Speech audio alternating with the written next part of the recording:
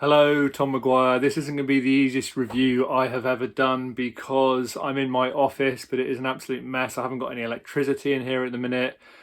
We're building a house, or another house on the same site that we're living on here, and the electric's been cut for the minute, so I apologise for that. Normally I've got my books behind me, it's reasonably sort of tidy, I can sit down and I've got light and stuff, so I had to rush out here while there was still a little bit of sunlight left, so I apologise, but I'm still going to do the book review. And this book is The Pattern Seekers. It's a new theory of human invention by Simon Baron-Cohen. Simon Baron-Cohen, I didn't realise, I read one of his books absolutely years ago. Well, I say absolutely years ago, a few years ago now. 0 Degrees of Empathy, that one there. Simon Baron-Cohen. I didn't realise he was a cousin of Sacha Baron Cohen. I'm an absolutely massive fan of Sacha Baron Cohen. I think he's absolutely hilarious. He's Ali G, of course, and he's done Borat and all those things. Crazy actor. He's in Les Miserables. He's in loads of films. He's always really impressed me as a hugely talented guy.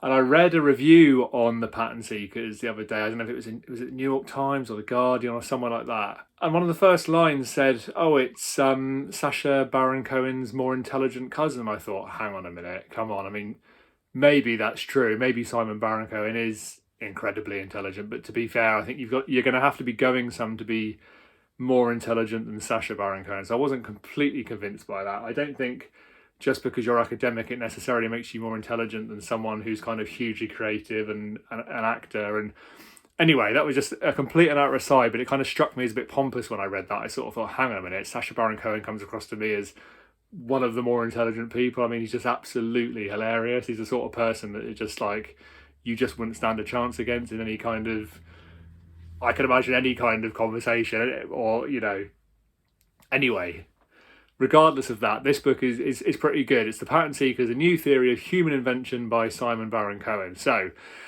Simon Baron-Cohen, if you haven't heard of him, he's a psychologist and he's the director of the Autism Research Centre at Cambridge University. I think Sacha Baron Cohen went to Cambridge as well because my sister went to Cambridge and she always says about that. But anyway, that's another aside. My sister also tutored Stephen Hawking's son at maths, which is a weird claim to fame. But anyway, Baron-Cohen argues that humans split off from all other animals to become the scientific and technological masters of our planet. So because we evolved a unique piece of mental equipment that he calls the systemizing mechanism. So he talks about this systemizing mechanism and he kind of links, he says that genetically people who are systemizers, so people like, I suppose, Bill Gates and these people you get in Silicon Valley, these successful types, I suppose Elon Musk to a certain extent, there's a gene there that links to autism apparently.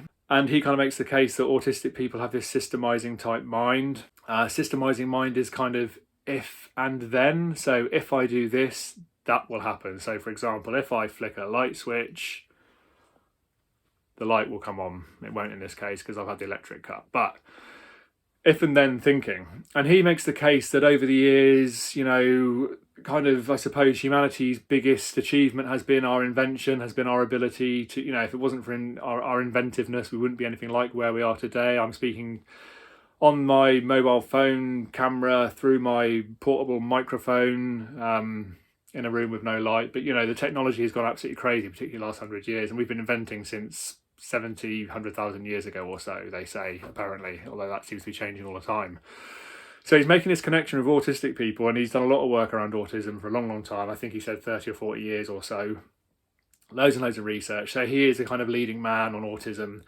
I actually train staff teams in the world of social care around autism as well. I've worked with people with autism for about 20 years now. I was a support worker to begin with. I worked with men with autism and with behaviour who could be considered challenging or whatever it is.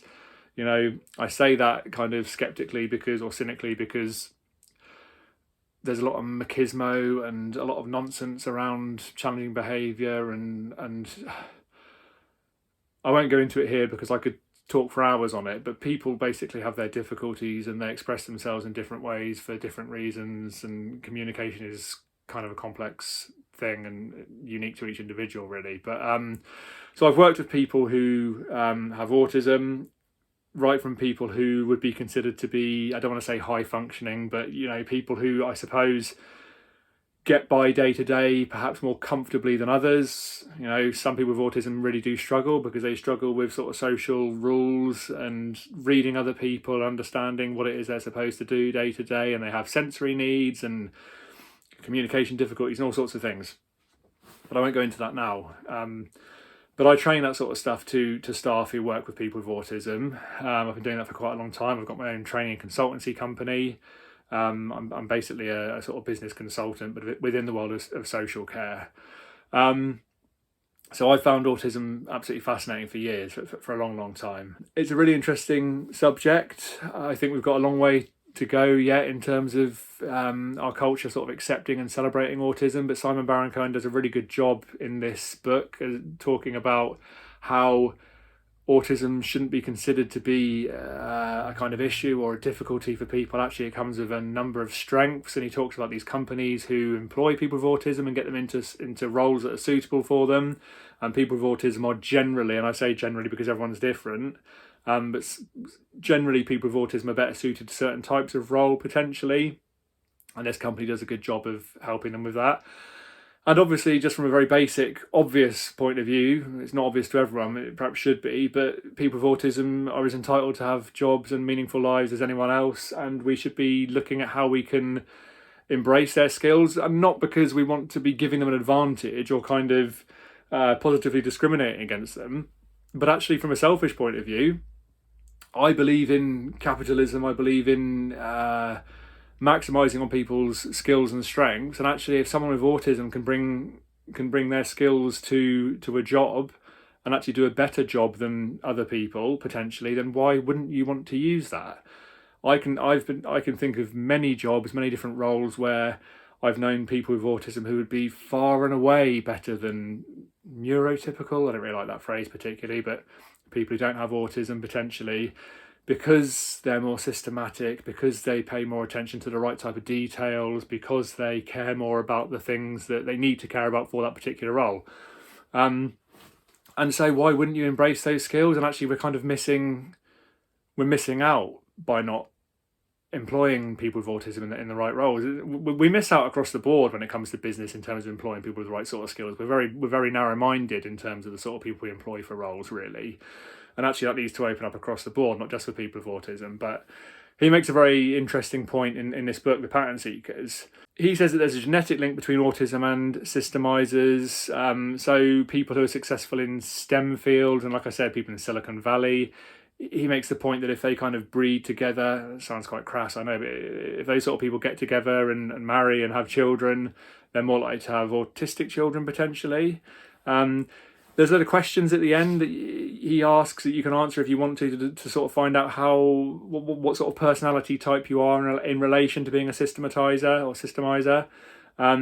So it's things like when you're on a plane, do you think about its aerodynamics? When you look at a mountain, do you think about how precisely it was formed and things like that? Do you always notice how the music you're listening to is structured? And if the answer to these is yes, you could be what Simon Baron-Cohen calls a hyper-systemizer. So he's got these different personality types, which I won't go through here. You can have them and see them in the book. I actually listened to the audio version of this on Audible, which I thought was very good. I wasn't overly keen on the narrator. He sounded a little bit like, who's that guy from UKIP? God, I met him once in Westminster and I can't remember his name. I'll edit it in afterwards. He's not that important. But anyway, it sounded a little bit like him, which I was a bit surprised. I'd have preferred to have heard Simon Baron-Cohen himself. I think he's got quite a distinctive voice. He would have been quite good at narrating it. I think he probably maybe couldn't be bothered. But anyway, it's a good book. I wasn't absolutely blown away by it. I did find it a little bit boring in places. I did think I kind of thought it didn't gel together quite as well as I thought it might have done. It didn't feel as unique and as original as I was hoping it kind of would, but I think it's worthwhile. I think if you're interested in autism, it's definitely worth giving it a go. It's not just about autism; it's about humanity. It's about our potential and our history in terms of where we've come from and inventiveness and that sort of thing. So it's very interesting from that point of view as well. It almost felt a little bit like it was trying to be a sort of self-help slash success non-fiction type, but crossed with an autism comment, I suppose. That's a bad way of putting it, I know. But it didn't quite gel in the way that I hoped it would. But it was a good book. Apologies for the crap lighting and everything. But yeah, definitely recommend it. Go out and get it. Thank you very much. I look forward to speaking again soon. Cheers.